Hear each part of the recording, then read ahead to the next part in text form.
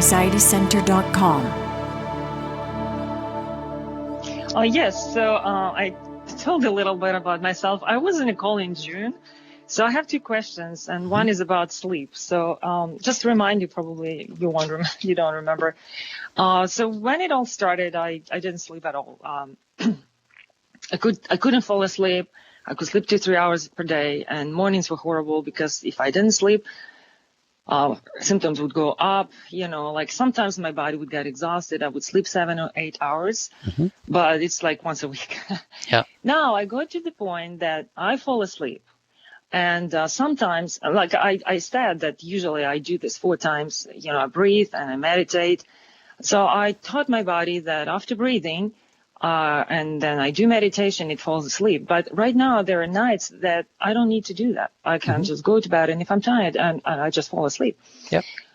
So I do sleep, and but I still wake up at night. I wake up sometimes at 5, 4, or 3. And if I don't breathe and meditate, I will not sleep again. So I learned that. So I get up.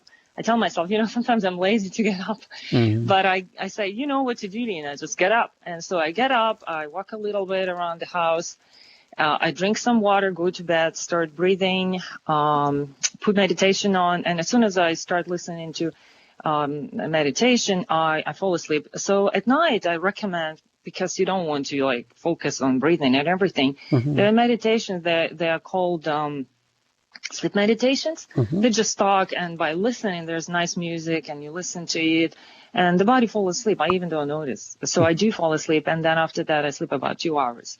So on average, I sleep 5 to 6 hours, which is amazing compared to how I slept before. So in general, my anxiety is moderate right now, according to a test, but I'm feeling so much better. I mean, it's just so different. I can live my life. I can live like this. If if you ask me, can I live with these symptoms till the rest of my life? I can. So they are bearable. Like at the beginning, I had thoughts that it's better to die than to live with this, because it was so horrible. It can make you feel so horrible. But this is right now okay. I have days when I have no symptoms, but mostly it's in the morning. So I'm getting better, but the sleep is still the way it is. Yeah. So my question is it going to be like this till the end, that I will still keep waking up? When I wake up, I feel symptoms, and the symptom is pulsing. Yeah. It's mild, but it wakes me up. Looks like maybe it's cortisol pushes it, right? Yeah. So it used to be very pronounced and intense, like I would feel it in my head or in my stomach, anywhere in my body. Right now it's very mild in my chest, but it still wakes me up. So is it going to be this way until I recover, or the sleep will improve first and then I will recover? How was it for you? Because I know you had problems with sleep too, right? Tons of problems. Yeah, I could barely sleep. Yeah, I know that. Yeah. Sleep is a good indicator of stimulation. And it can unfold in one of two ways. As the body recovers, we can sleep longer. And then, of course, as we sleep longer, it gets easier to recover because the body's not producing the same elevated level of cortisol during the day.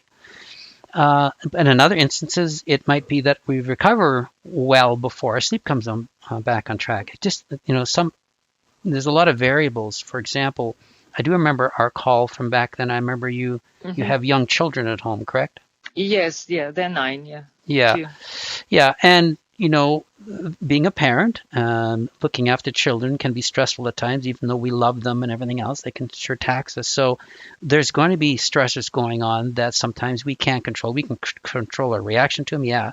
But, if we have a stressful day and if, one of the kids has forgotten something or if they're upset about something rather, well, our nervous system feels it. So that night might not be a good sleep.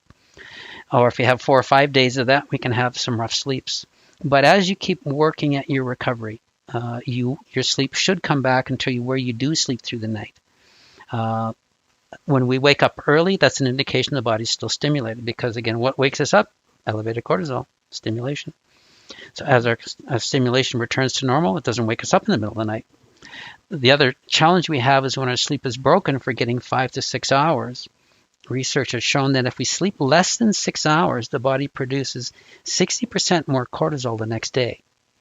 So if we can get beyond the 6 hours, 6.5, well, we get beyond that period, well, the body doesn't produce that excess level of stress hormone. So we, again, like I was mentioning earlier, we kind of get stuck where our reduction in sleep is causing elevated cortisol, and our elevated cortisol is causing a reduction in sleep.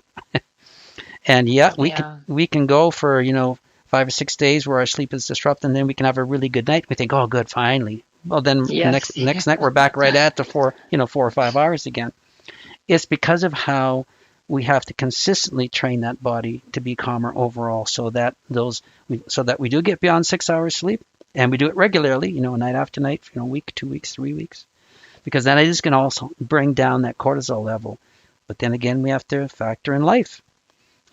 Again, with young kids, and if you have other stresses going on, that can sort of disrupt our recovery process. So it is going to be bumpy until you do get your stress back on track. But as your stress comes down further, your sleep should return. It should be good. It's just getting it there. That's the hard part. Okay, thank you. Yeah. So I have another question. It's about chocolate. Yeah. So in some articles, they say that, dark chocolate is very good for your brain. Yeah. And the other ones, they say it has caffeine. Yeah. And so I tried having 2 pieces, 3 days, and I noticed the difference. I had this inner like shaking, like I haven't had it in a while. Yeah. So should you eat chocolate or not with anxiety? You're asking the wrong guy. I love chocolate. But I hear what you say. And that is going to be an individual choice. What I found is I do prefer dark chocolate, again, for the health benefits, and there are definite health benefits with dark chocolate. It's just that I eat small amounts, really small pieces each day rather than, 4 and 5 pieces because I like it so much. So you may have to do that until you don't notice that it's bothering your body. But if it continues to bother your body because of the caffeine, then you may have to cut it out for now until your body's more settled. Oh, I'll just cut it. It's fine. I'll do anything to finally recover. And the last one, and that's it. That's very short. So, so I've noticed that some of the symptoms that I had for years before I had this very high anxiety, I didn't know they were related to anxiety. I just got used to them and I lived with them. Some of them are gone. Like I had headaches, and then frequent urination was bothering me for 3 or 4 years, and nobody told me it was anxiety, but they are gone. But the ones that I got recently, not recently, like when it all started, they're still there. Is there any reason for that? Like those that I suffered, like I don't have digestive problems anymore. I used to, and I suffered for that like maybe for 20 years. And now those that I had for a long time, they don't bother me anymore. I don't feel them. And the ones that I got a year ago, they're still present. Why is it happening? Yeah, that's a good question.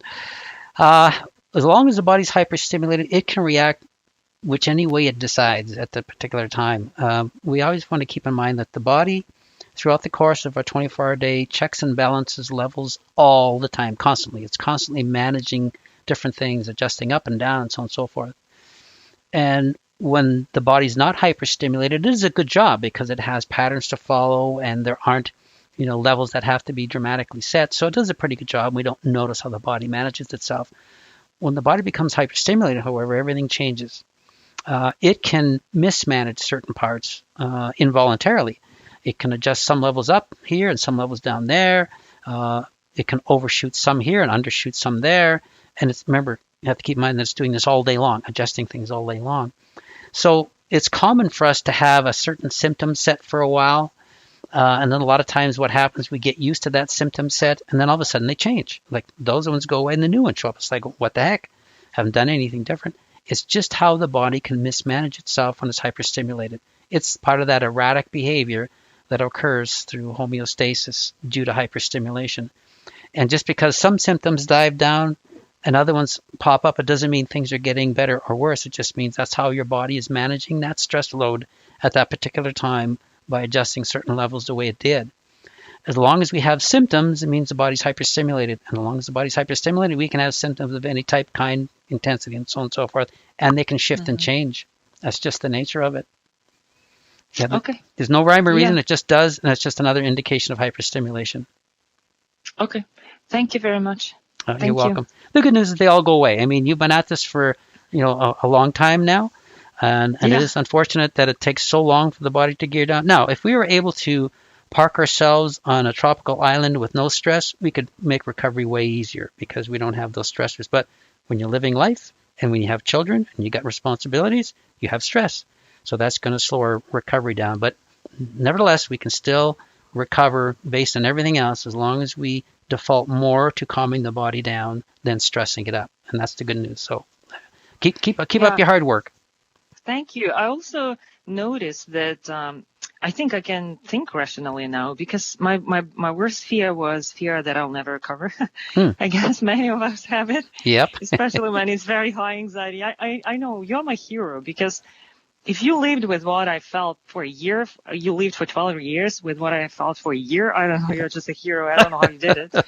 It's really hard. I thought I would never get rid of those states. Yeah. And now I know I'm recovering, because I said, wow, why was I so afraid of this? Yeah. It's not a big deal, because I feel better. Yep. It's okay. It's fine. People have harder things to overcome, like before I never thought that I would think this way. Mm-hmm. So it actually, it changes. So there's a lot of hope. Good for you. Yeah. Thank you very much for everything you do. I listen to your talks, and a lot of times I have phrases from your talks, like the one that you encourage is in my mind all the time.